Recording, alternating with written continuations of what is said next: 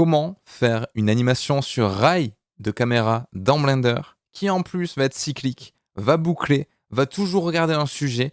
Plein de petites choses qu'on va voir aujourd'hui. On va introduire du coup les modifiers présents dans Blender pour vous éviter de vous taper tout le cycle à la main. Là, je peux mettre une infinité de frames et automatiquement Blender va savoir qu'il doit répéter une certaine opération. Je vais également pouvoir modifier en temps réel, regardez, la courbe de mon rail de caméra et en temps réel, vous voyez que Blender va s'adapter et ma caméra va toujours aller du point A au point B tout en fixant le sujet souhaité. Donc là, c'est la tête de singe, mais vous pouvez mettre exactement ce que vous voulez.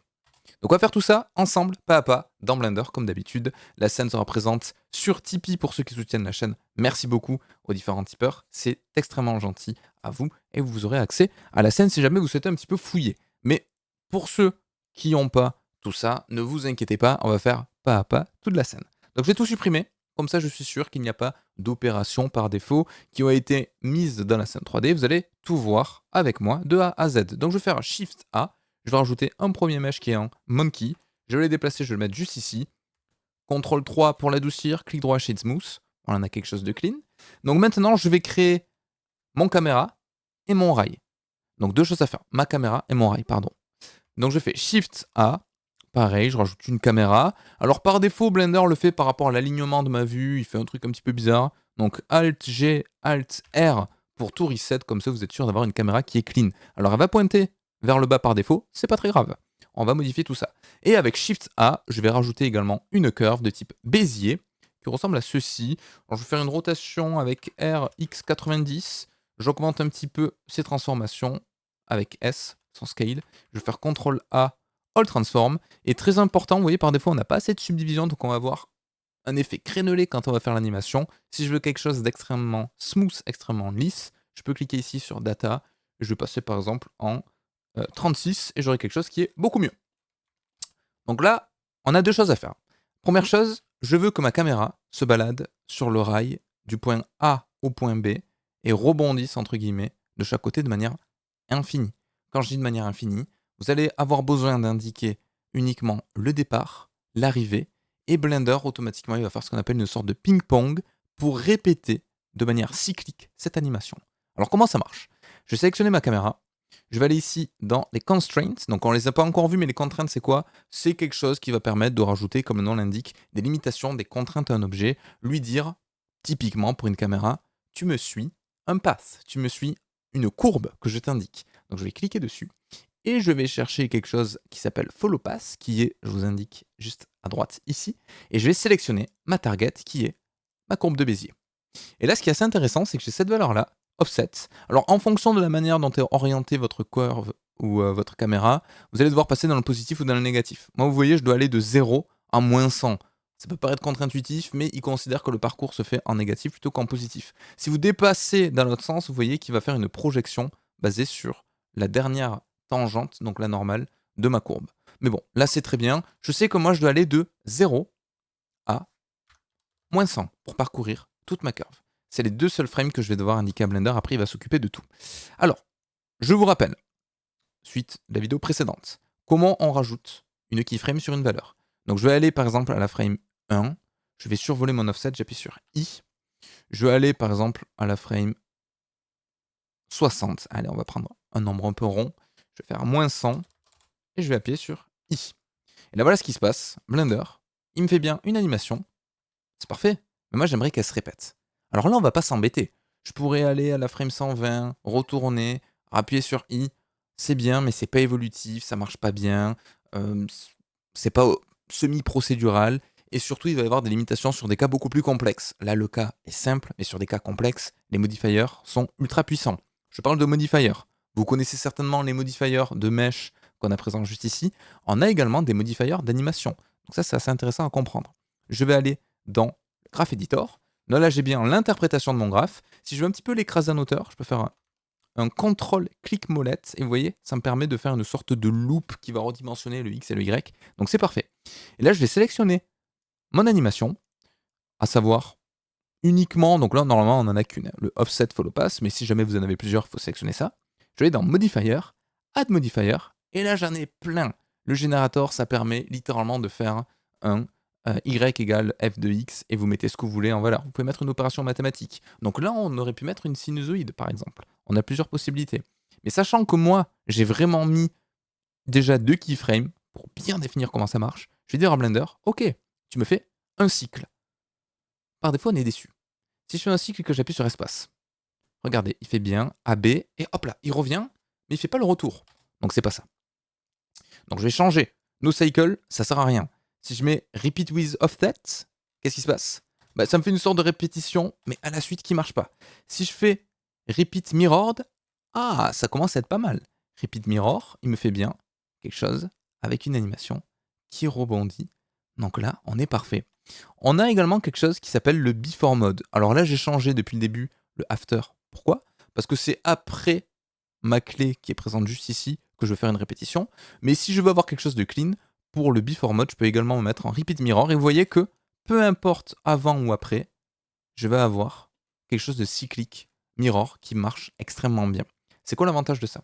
Si je change mon frame range, imaginons, je veuille aller en négatif pour une raison obscure, moins 50, Blender ne le permet pas. Donc Blender ne permet pas de faire une sorte de pré-roll négatif. Donc déjà, ça règle la question. On peut le faire, mais il faut passer par d'autres options pour forcer des choses. Donc ça, pas très utile. Mais vous voyez que déjà, j'ai enlevé une frame. Je suis allé de 1 à 0. Ça pose pas de problème.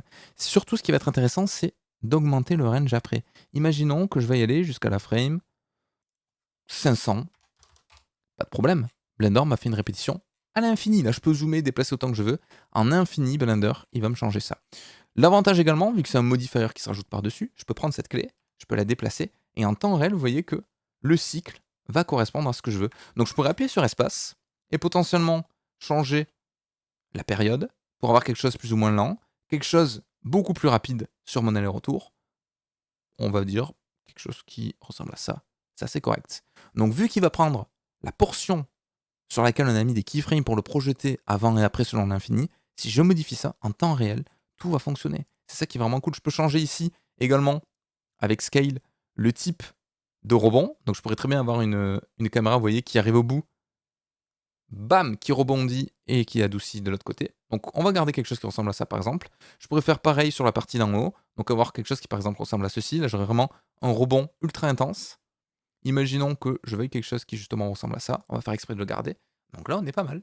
Je vais faire un petit CTRL S et je vais appeler CamRail Tuto. Save. Donc là, on a vraiment un rebond, une interprétation spécifique et qui est répétée une infinité de fois. Donc ça, c'est pas mal. Ça vous permet un petit peu, en plus de manipuler les courbes. Maintenant, il me reste une seule chose à faire. Dire à Blender d'aller pointer en permanence ma caméra vers mon sujet. Pas compliqué, c'est à nouveau une contrainte. Je vais sur Constraint, Add Constraint, Object Constraint, pardon, et normalement, j'ai un truc qui s'appelle Track To pour dire, c'est une sorte de look at, donc c'est dirige-toi tout le temps en termes d'orientation vers un objet, l'objet, je le sélectionne, et là, c'est magnifique. Et si j'appuie sur 0 et espace, regardez ce qui se passe. J'ai bien mon animation avec mon rebond. Tac. Alors, il y a une petite saute parce que j'arrive à la fin des 500 frames. Mais vous voyez, ça fonctionne parfaitement bien. Et c'est quoi le gros avantage de ça?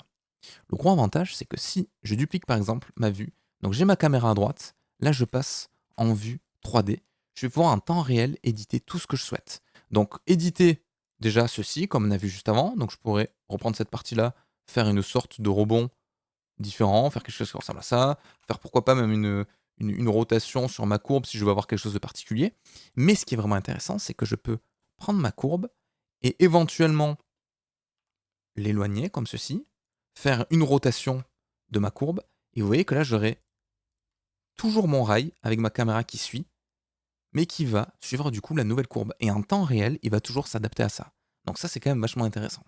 Ça vous permet vraiment de peaufiner les éléments. Imaginons que là, à cette frame précise, il faut que mon cadre soit un petit peu différent, je veux plus d'espace vers le haut ou vers le bas. Et je peux prendre ce point-là, où je dois être plus en contre-plongée. Voilà. Je le décale, je l'ajuste, ok. Et là, si j'appuie sur Play, j'ai bien l'animation qui va être exactement comme je le souhaite. Donc ça, c'est ultra pratique. C'est quelque chose qui est assez courant de faire des rails de caméra dans des live action, des vrais rails qui déplacent les caméras. On le fait également en 3D pour simuler ce genre de comportement, faire des travelling compensés, donc des sortes de crash zoom, des choses bien spécifiques. Mais grâce à ça, vous allez pouvoir le faire de manière automatique. Donc on a vu la gestion des caméras, la gestion des rails, la gestion d'un track-to, et en plus, exercice un petit peu pratique, pour mettre en introduction les modifiers d'animation, à savoir le cycle, mais il y en a plein.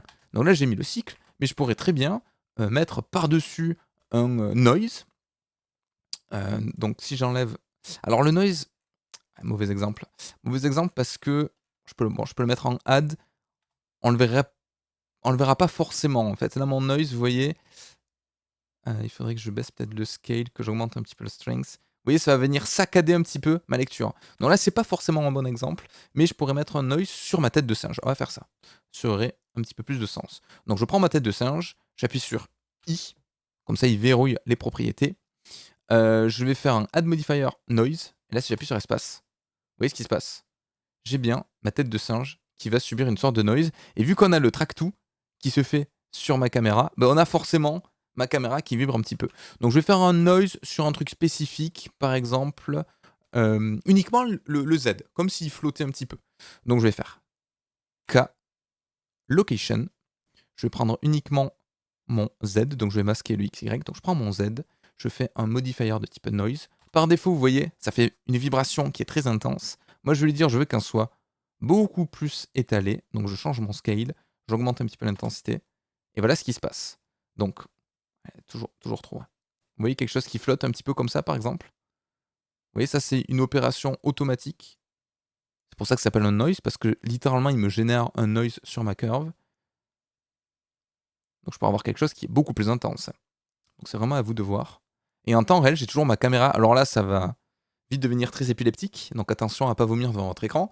Mais c'est pour vous montrer que voilà, on peut rajouter des surcouches automatiques d'animation sans s'embêter à le faire à la main. Dès qu'il y a une opération, une fonction mathématique qui peut le représenter, comme un noise littéralement, donc c'est une sorte d'aléatoire le long d'une courbe d'une fonction, ben voilà ce que ça peut donner. Donc c'était une première introduction à ça. Là aussi, on est toujours sur du basique. J'espère que ça vous aura plu. Je vais supprimer, hop là quand même, ces propriétés-là, on n'en a pas besoin. Je vais le remettre...